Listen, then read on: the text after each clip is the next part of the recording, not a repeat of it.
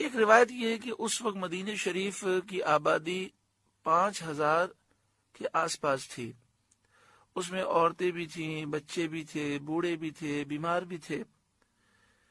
تو آپ سوچیں کہ کسی ملک یا کسی شہر کی کل آبادی سے بھی بڑا لشکر آ جائے تو مقابلہ کتنا مشکل ہوتا ہے.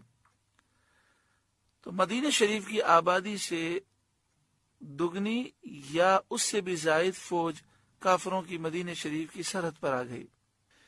ایک روایت میں یہ ہے کہ کافروں کا جو لشکر تھا وہ 24,000 کا تھا. مدینہ منورہ کا انہوں نے محاصرہ کر لیا. خندق مسلمانوں کے اور ان کے درمیان حائل تھی. اس کو دیکھ کر وہ متحیر ہوئے، حیران ہوئے. ان کے وہم و گمان میں بھی نہ تھا کہ ایسا ہوگا، اور کہنے لگے یہ ایسی تدبیر ہے جس سے عرب لوگ اب تک واقف نہ تھے. چونکہ یہ مشورہ حضرت سلمان فارسی نے دیا تھا تو صحابہ کرام علیہم رضوان خوش ہوئے تھے.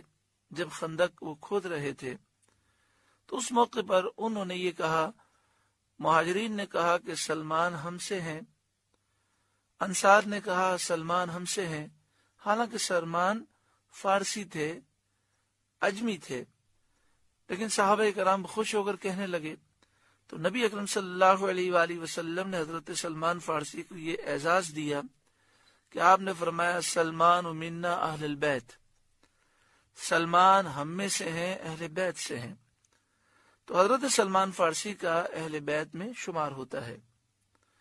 اور حضرت سلمان فارسی کو عربی نہیں آتی تھی. نبی اکرم صلی اللہ علیہ وآلہ وسلم نے جبریل امین کو حکم دیا کہ انہیں عربی سکھائیں. جبریل امین نے عرض کیا کہ سلمان فارسی سے کہیں کہ اپنا منہ کھولیں. جب انہوں نے منہ کھولا تو حضرت جبریل امین نے اپنا لعاب دہن ان کے منہ میں ڈال دیا. تو حضرت سلمان فارسی فصیح عربی بولنے لگے. اب جب خندق کھد گئیں اور کافر چاروں طرف سے آ گئے، مدینہ منورہ کو انہوں نے محاصرہ کر لیا. وہ تو یہ سمجھے تھے کہ ہم مدینہ شریف میں داخل ہو کر مسلمانوں کا قتل عام کریں گے، لیکن بیچ میں خندق حائل ہو گئی. اب انہوں نے مسلمانوں پر تیر اندازی شروع کی. اس محاصرے کو 15 دن یا 24 دن گزرے. دو روایتیں ہیں. یہ غزوہ خندق میں مدینہ شریف کا محاصرہ 15 دن ہوا یا 24 دن تک جاری رہا. مسلمانوں پر خوف غالب ہوا اور وہ بہت گھبرائے اور پریشان ہوئے. تو اللہ تعالیٰ نے مدد فرمائی اور ان پر تیز ہوا بھیجی. نہایت ٹھنڈی، سرد اور اندھیری رات میں اس ہوا نے کافروں کے خیمے گرا دیے، تنابیں توڑ دیں، یعنی خیموں کی رسیاں توڑ دیں.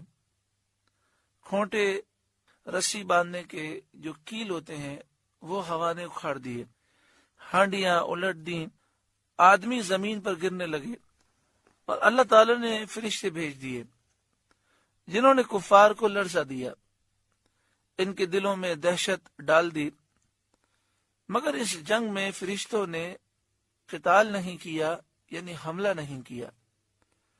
صرف فرشتے آئے اور انہوں نے کافروں کے دلوں میں رعب داخل کر دیا. پھر نبی کریم صلی اللہ علیہ وآلہ وسلم نے حضرت حذیفہ بن یمان کو خبر لینے کے لیے بھیجا. ایک روایت یہ ہے کہ حضرت حذیفہ بن یمان کہتے ہیں کہ سردی کی وجہ سے میں زمین سے چپک کر لیٹا ہوا تھا. میرے بدن پر کپڑا نہیں تھا، صرف ناف سے لے کر گھٹنے تک کا حصہ میں نے چادر سے چھپایا ہوا تھا. سخت سردی تھی اور اندھیرا تھا. نبی اکرم صلی اللہ علیہ وآلہ وسلم تشریف لائے خیمے میں. حضرت حذیفہ بن یمان کہتے ہیں کہ نبی اکرم صلی اللہ علیہ وآلہ وسلم اندھیرے میں بھی اسی طرح دیکھتے تھے جیسے اجالے میں دیکھتے. تو آپ نے مجھ سے فرمایا حذیفہ کھڑے ہو جاؤ. حضرت حذیفہ کہتے ہیں کہ میں تو کانپ رہا تھا، لیکن سرکار کا حکم پا کر میں فوراً اطاعت و فرمانبرداری میں کھڑا ہو گیا. تو نبی اکرم صلی اللہ علیہ وآلہ وسلم نے مجھے حکم دیا کہ دشمن کے خیموں میں جاؤ اور دیکھو وہ کیا کر رہے ہیں. تو حضرت حذیفہ بن یمان ہتھیار لگا کر روانہ ہوئے، لیکن وہ کانپ رہے تھے. حضور سید عالم صلی اللہ علیہ وآلہ وسلم نے روانہ ہوتے وقت ان کے چہرے اور جسم پر دست مبارک پھیرا جس سے ان پر سردی اثر نہ کر سکی۔ ایک روایت میں ہے کہ آپ کہتے ہیں کہ میں ایسے چل رہا تھا جیسے گرمی میں چل رہا ہوں، مجھے گرمی سے پسینہ آ رہا ہے۔ حضرت حذیفہ بن یمان دشمن کے لشکر میں پہنچ گئے۔ وہاں تیز ہوا چل رہی تھی، سنگ ریزے اڑ اڑ کر لوگوں کے لگ رہے تھے، پتھر اڑ رہے تھے، آنکھوں میں گرد مٹی پڑ رہی تھی، عجیب پریشانی کا عالم تھا۔ لشکری کفار کے سردار ابو سفیان ہوا کا یہ عالم دیکھ کر اٹھے اور انہوں نے قریش کو پکار کر کہا، جاسوسوں سے ہوشیار رہنا۔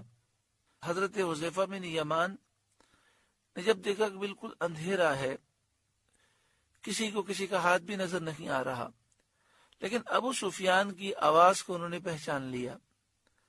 حضرت حذیفہ بن یمان کہتے ہیں کہ میں اندھیرے میں تیر چلانے کا ماہر تھا کہ اندھیرے میں بھی میرا تیر نشانے پر لگتا تھا۔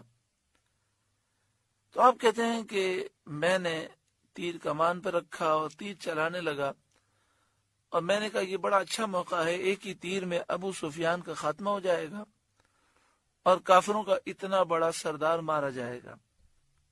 اب کہتے ہیں جیسے ہی میں تیر چلانے لگا مجھے یاد آ گیا، نبی کریم صلی اللہ علیہ وآلہ وسلم نے مجھ سے فرمایا تھا کوئی حرکت نہ کرنا۔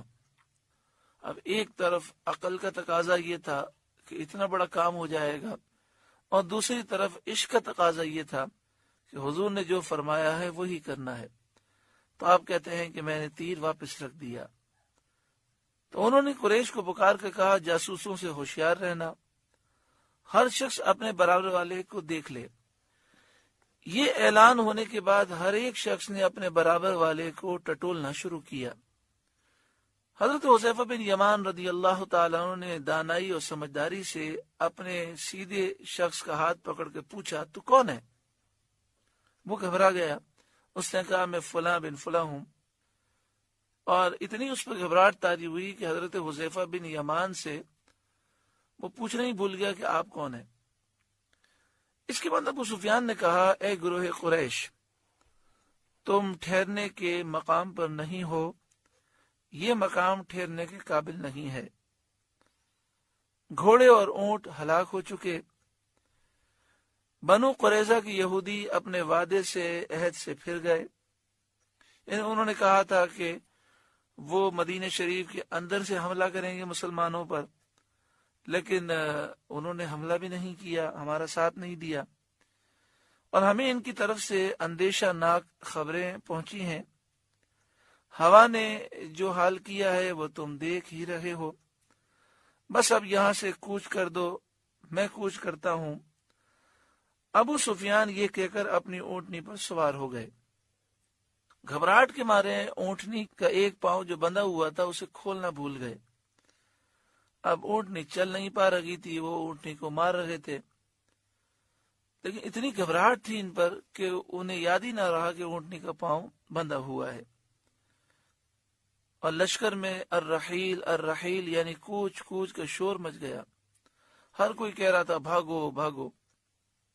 ہوا ہر چیز کو الٹ پلٹ کر رہی تھی، مگر یہ ہوا کافروں کے لشکر سے باہر نہ تھی، سردی بہت تھی، لیکن مسلمانوں کے لشکر میں ہوا کا یہ زور نہ تھا۔ اب یہ لشکر کافروں کا بھاگ نکلا، اور سامان کا بوجھ ساتھ میں لے جانا انہیں مشکل محسوس ہوا۔ انہوں نے خیال کہ بہت مشکل ہے اتنا سامان ساتھ لے جائیں، اس لیے کثیر سامان چھوڑ کر کافروں کا لشکر روانہ ہو گیا۔ یا ایھا الذین آمنوا اذکروا نعمت اللہ علیکم، اے ایمان والوں اللہ کا احسان اپنے اوپر یاد کرو۔ اذ جاءتکم جنود، جب تم پر کچھ لشکر آئے کافروں کے، فارسلنا علیہم ریحا، تو ہم نے ان پر آندھی بھیجی، وجنودا لم تروہا، اور وہ لشکر بھیجے جو تمہیں نظر نہ آئے، یعنی فرشتوں کے لشکر۔ وَكَانَ اللَّهُ بِمَا تَعْمَلُونَ بَصِيرًا، اور اللہ تمہارے کام دیکھتا ہے۔ یعنی تمہارا خندق کھودنا اور نبی کریم صلی اللہ علیہ وآلہ وسلم کی فرمانبرداری میں ثابت قدم رہنا اللہ دیکھتا ہے۔ حذیفہ بن یمان کہتے ہیں واپسی تک مجھے سردی محسوس نہ ہوئی۔ جب میں مشن مکمل کر کے حضور کی بارگاہ میں حاضر ہوا تو اب سردی محسوس ہونے لگی۔ میں نے دیکھا نبی اکرم صلی اللہ علیہ وآلہ وسلم چادر اوڑے ہوئے ہیں اور اب کے حضور دعا کر رہے ہیں، تو میں اس چادر میں داخل ہو گیا اور اپنے چہرے کو نبی اکرم صلی اللہ علیہ وآلہ وسلم کے قدموں میں رکھ دیا۔ حضرت حذیفہ رضی اللہ تعالیٰ عنہ کے صدقے میں اللہ تعالیٰ ہر مسلمان کو فرما برداری کی توفیق عطا فرمائے اور عشق رسول نصیب فرمائے صلی اللہ علیہ وآلہ وسلم۔